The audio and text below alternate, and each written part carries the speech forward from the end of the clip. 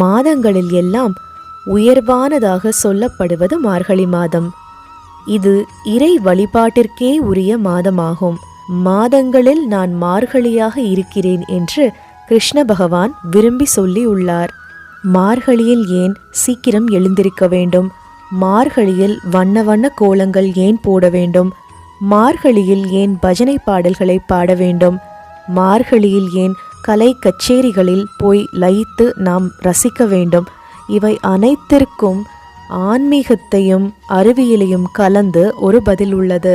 தட்சிணாயத்திலிருந்து உத்தராயணத்திற்கு காலம் பெயர்ச்சி செய்யும் வேளையில் பக்தி எனும் விதையை மக்கள் மனதில் தீவிரமாக மார்கழியில் விதைத்துவிட்டால் தை மாதம், வரும் தை மாதத்தில் அதன் பலன்களை அறுவடை செய்யலாம் என்கிற ஒரு மென்மையான ஆன்மீக செயல்முறைதான் மார்கழியோ